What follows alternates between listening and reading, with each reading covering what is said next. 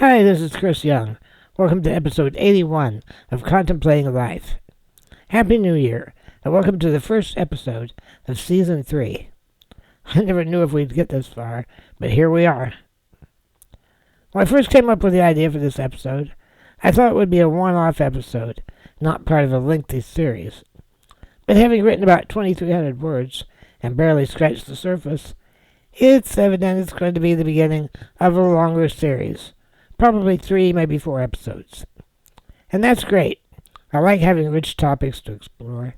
And apparently, I've hit a bigger vein of storytelling treasure than I originally anticipated. The series is inspired by the hit movie musical Wicked Part 1, which my sister Carol and I just watched a few days ago on a digital download. The series is going to be about musical theater, fairy tales, and fantasy in general.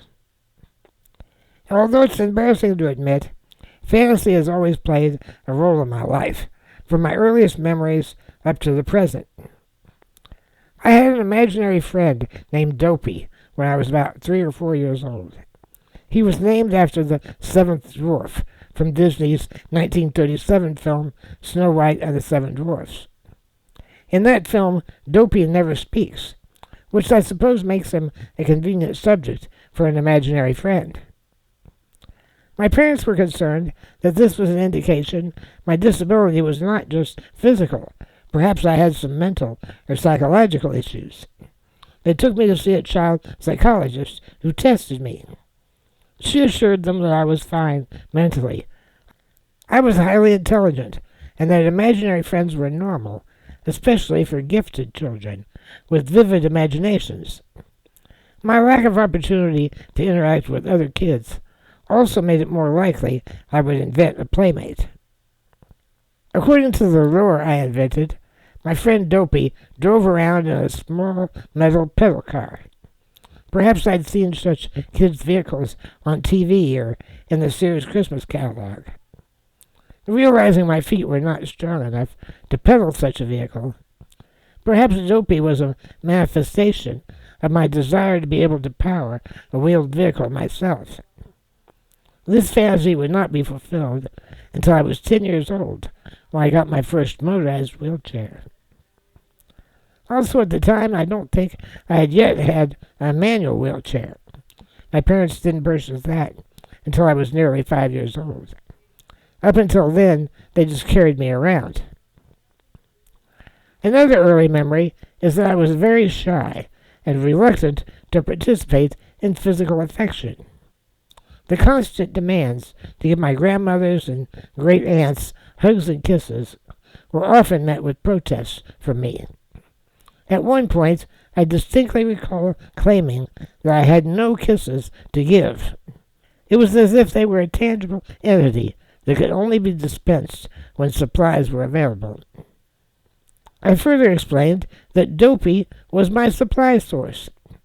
I could not share what had not been provided for me. Now, by the way, I'm not talking about Hershey kisses. I meant real kisses. And furthermore, I did not imagine that Dopey had to kiss me before I could pass it along. That wasn't my relationship with him. He was just my buddy. It was simply that somehow he was a mysterious source of my ability to give kisses. Now, over the decades, I've tried to analyze this bizarre memory that somehow a kiss was in limited supply and had to be obtained from a source. I've not been able to uncover the logic behind it. No wonder my parents thought there was something mentally wrong with me. One clue in my quest to uncover the source of this strange connection between Dopey and kissing came several years ago. I don't recall when. I saw a clip from Snow White where the dwarfs were going off to work. And as they go out the door, Snow White kisses each of them on the top of their head. When it's Dopey's turn, he attempts to kiss with his lips. Snow White grabs him by his big ears and forces the kiss on his head. He then runs over to the cottage window, climbs back in, and exits the door again to get a second kiss. Again, he puckers his lips, is grabbed by the ears, and receives another peck on the forehead. On his third attempt, he's unsuccessful in getting anything but a stern look from Snow White. This is the only connection I've ever found between Dopey and kisses. Apparently he was a horny little dude. No wonder he was a role model for me. Anyway, I have no idea if that's the source or inspiration of my bizarre idea that my imaginary friend provided me with kisses to give. I've given a lot of thought to how children are forced to give hugs and kisses to grandparents, aunts, uncles, and cousins. And for decades, I've seen many children who were reluctant to give physical affection to adult relatives. This seems especially true for male children. What are we teaching our children by this practice? The way I see it, we're telling them that people in authority, especially adults over children, have the right to demand physical affection from us, and we're powerless to stop it. What precedent does this set in their young minds? How many victims of child sexual abuse were raised in an environment in which it was mandatory to give hugs and kisses to adult relatives? Most abusers were abused as children. But even if one was not abused as a child, doesn't this plant the seed that could lead them to justify pedophilia later in life? How many spousal abusers and victims of spousal abuse were taught at an early age that physical affection could be forced upon an unwilling participant? The same is true for any sexual abuse or manipulation by someone in authority over someone powerless to say no, such as employer-employee relations and teacher-student relationships. Now, obviously, not everyone who was forced to give grandma a kiss turned out to be an abuser or a victim of abuse. But how and why did such practice become common, without consideration for its possible future consequences? Fortunately, I've been blessed, and I've never faced even a hint of possible abuse. And this is especially comforting because I know that disabled people are at a higher risk than the average population. Anyway, moving along, back to Snow White and my fantasy life. Part of the mystery I want to solve is how I was aware of the Snow White characters in the first place. I don't think my parents or grandparents took me to see the film when it was re-released in 1958. It would have made a memorable impression on me as my first film. As previously reported in this podcast, I'm pretty confident that my first movie was at the drive-in, and it was likely either Ben-Hur or one of the early Ray Harryhausen stop-motion animated action films. I'm confident the first Disney film I ever saw was Mary Poppins in 1964. And the first animated Disney film I saw was The Jungle Book in 1967. Both of these were at the Lafayette Road Drive-In Theater. I wondered if perhaps I became aware of the characters from the weekly Sunday night TV show The Wonderful World of Disney, hosted by Walt Disney. Now, I've created my own controversy over the title of this show. I remember it as The Wonderful World of Disney. Both Wikipedia and IMDb say it was originally titled simply Disneyland. That's okay. But IMDb says its real name was The Magical World of Disney. Now, I was ready to concede that IMDb was right, and my memory that it was wonderful and not magical was in error. Perhaps it was an incident of the Mandela effect. I even wrote and recorded part of this episode claiming that I was wrong. Finally, I found a Wikipedia article that explains how the show's title has evolved over the years. See links in the description or watch the YouTube version of this episode. I tried Googling when and if the 1937 Snow White aired on TV. Many Disney classics were aired in edited versions on the Sunday night Disney show. But my research indicates that Snow White did not make its television debut until March 6, 2010, on the ABC Family Channel, and a few days later on the Disney Channel. For decades, I believed Snow White had made its theatrical premiere sometime in my early childhood, in the late 1950s. I didn't realize it was old as 1937.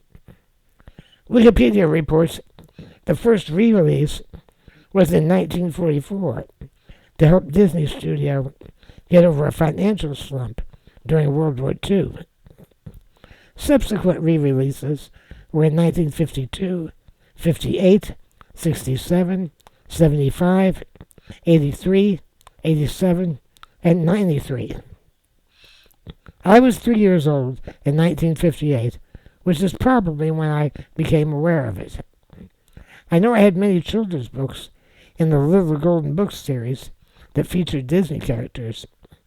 I specifically recall a much-beloved Christmas book featuring the Disney chipmunk characters, Chip and Dale. A quick search of eBay and other sources revealed that indeed there were Disney Snow White Little Golden Books. And those that were available online, I browsed through them, but they didn't show the scene where Dopey snuck the extra kisses.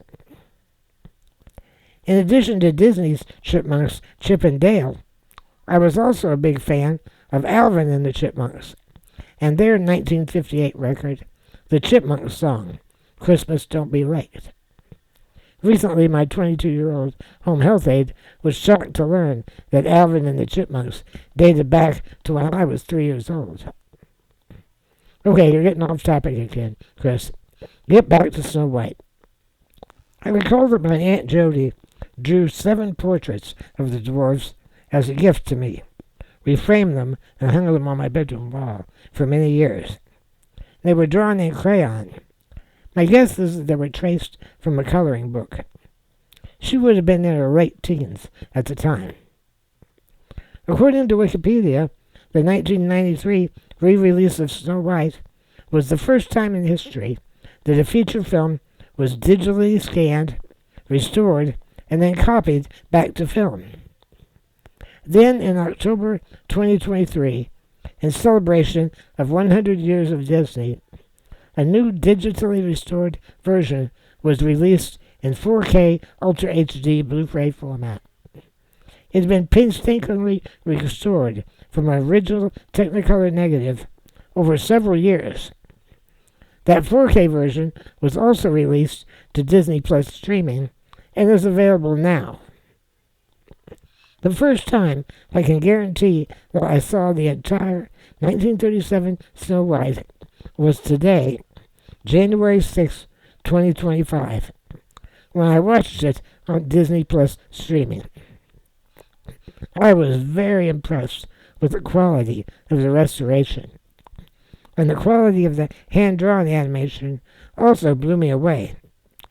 I can't recall any other hand-drawn animated film I've ever seen that could compare with what I watched today. It's absolutely stunning. The story of Snow White, as we know it today, originated as a German fairy tale passed down by oral tradition. It was eventually published in 1812 in the first edition of Grimm's Fairy Tales, and then the Grimms revised it into a later form in 1854. There's much scholarly debate about the origin of the tale. What is it about this story that makes it a timeless classic? It's a love story between a prince and a princess. It's a story of longing. It's a story of hope. It's a story of evil, expressed by vanity, envy, persecution, and hatred. It's the story of Snow White's kindness towards the dwarves, and their hospitality, loyalty, and protectiveness towards her. It celebrates the diversity of each dwarf, each with their own distinct personalities, embodied by their names. It is the story of resurrection and of salvation. We need allegories in the form of fairy tales like Snow White. They provide a proven, timeless way to contemplate life. I encourage you to check out the linked Wikipedia articles on Snow White for more details about the Disney film and the original telling of the folk tale by the Brothers Grimm. In our next episode, I'll explore my relationship with another classic fairy tale and my introduction to Broadway musicals. This is all in service of our journey to the Emerald City and the origin of the alleged Wicked Witch, Elphaba. Stay tuned as we follow the yellow brick road. If you find this podcast educational, entertaining, enlightening, or even inspiring, consider sponsoring me on Patreon for just $5 a month. You get early access to the podcast and other exclusive content. Although I have financial problems, I'm not in this for the money, but every bit helps. As always, my deepest thanks to my financial supporters. That means more to me than I can ever express. And if you can't provide financial support, please share links in social media. I just want to grow my audience. All the back episodes are available, so check those out and post a comment, question, or other feedback wherever you found the podcast. I'll see you next time as we continue contemplating life. Until then, Happy New Year and fly safe, everyone.